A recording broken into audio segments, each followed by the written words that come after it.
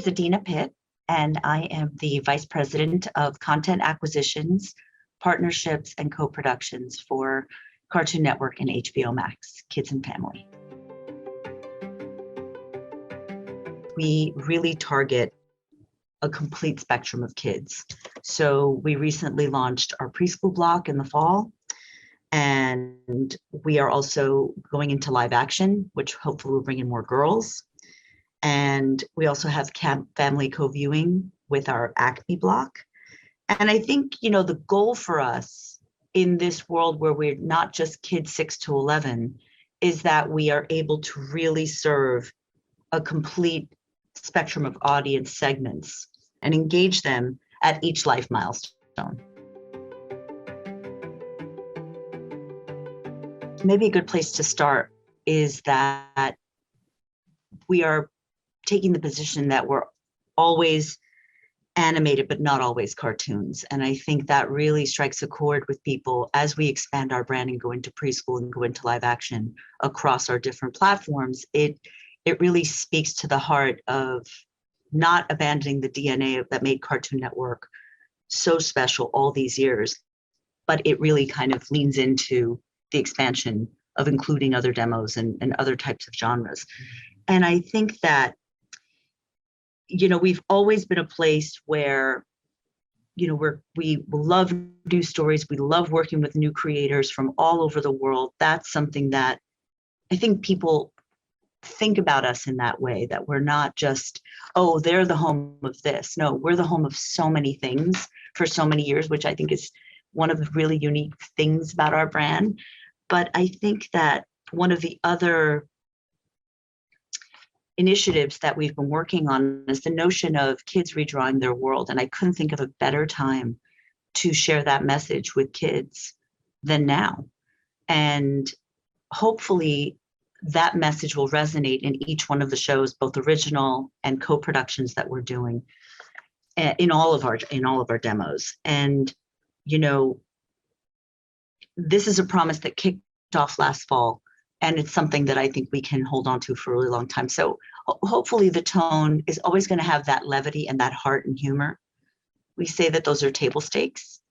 So for us, it's really, redrawing your world and, always animated, not always cartoons, kind of gives you a sense of everybody's welcome and we celebrate all kids.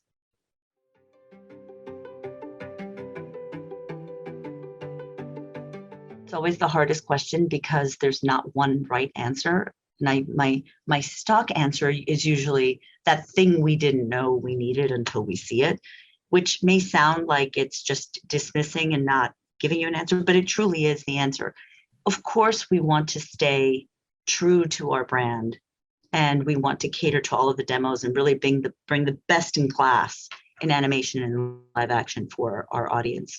But I think an expansion of the definition of diversity in the content, not just visible. We've talked about this before many times, invisible diversity, which leaves such an enormous pool of content that we can pick from.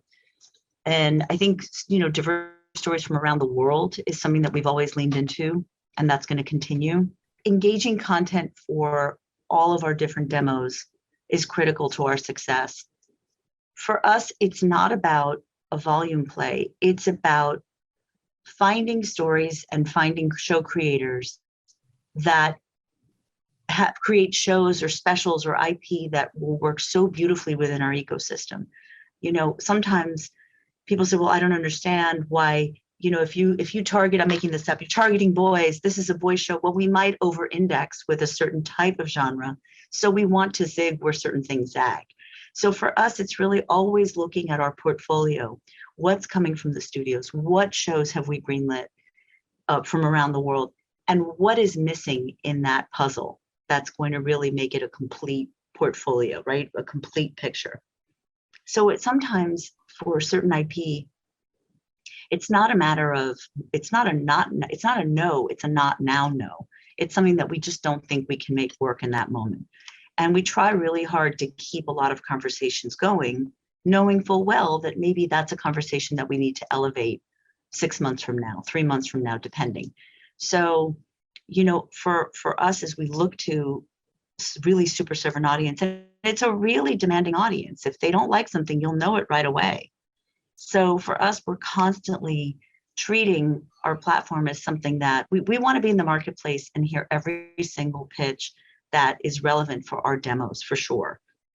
And hopefully just keep a steady flow of new ideas coming. In addition, something that is working, hopefully doing more seasons of those things. I am a big fan of email communication as a starting place if we haven't met in person. I think it's always nice it's almost like your cover letter where you're saying, this is who I am, this is the idea I have.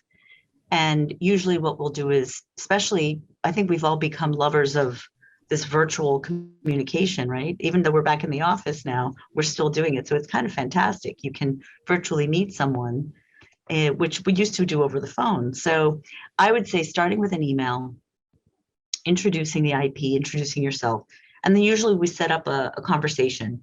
And what I always say to producers and creators and distributors is that, we really do want to meet with as many people as possible. We're a pretty small team, and so patience is of utmost importance. But I think equally as important, it's not just patience in setting up the initial communication, but patience in the process, because there really is a process that we take very seriously. There's a queue, and we look at everything, we read everything, we discuss everything. So I look at, let's say you were pitching me a show and we have an introductory conversation. We're probably going to have several conversations throughout the course of several months, but it's not just a one and done scenario. And I do encourage people to connect and say what's happening with my show or with my idea. And, some things take longer than others, but we really do pride ourselves in trying to circle back with people with feedback.